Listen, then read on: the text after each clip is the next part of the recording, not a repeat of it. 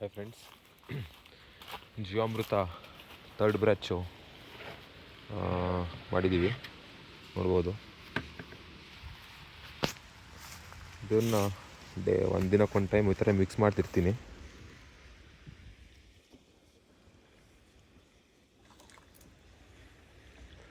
ಇದು ಓಪನ್ ಮಾಡಿದರೆ ಸಾಕು, ಹೆವಿ ಸ್ಮೆಲ್ ಬರುತ್ತೆ.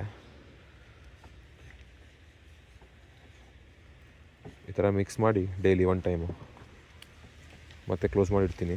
ಫುಲ್ ಕ್ಲೋಸ್ ಮಾಡಲ್ಲ, ಸ್ವಲ್ಪ ಓಪನ್ ಇಡ್ತೀನಿ. ಸ್ವಲ್ಪ ಓಪನ್ ಇಡಬೇಕು ಅಂತ ಹೇಳಿದ್ದಾರೆ. ಸೊ ಇವಾಗ ನಮ್ಮ ತೋಟಕ್ಕೆ 2 ಟೈಮ್ಸ್ ಹಾಕಿದ್ದೀನಿ. ಅಂದರೆ ಎಲ್ಲ ಗಿಡಕ್ಕೂ ಒಂದೊಂದು ಟೈಮ್ ಆಗಿದೆ.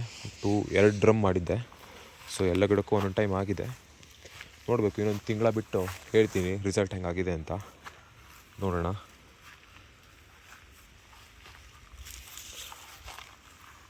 ನೋಡ್ಬೋದು, ಈ ಥರ ಇದೆ ಗಿಡ. ನೋಡೋಣ ಇನ್ನೊಂದು ಮಂತ್ ಬಿಟ್ಟು ಹೆಂಗೆ ರೆಡಿ ಆಗುತ್ತೆ ಅಂತ. ಸೊ ಆ ಗೊಬ್ಬರ ಹಾಕಿದ ದಿನ ನಾವು ಜೆಟ್ ಬಿಡ್ತೀವಿ.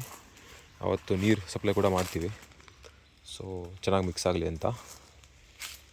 ಮತ್ತು ವೀಕ್ಲಿ ಒನ್ಸ್ ಆದರೂ ಜೆಟ್ ಆನ್ ಮಾಡ್ತೀವಿ ಇಲ್ಲಿ. ಇವಾಗ ಸ್ವಲ್ಪ ನೀರು ಬೇಕು ತೋಟಕ್ಕೆ, ಅದಕ್ಕೆ.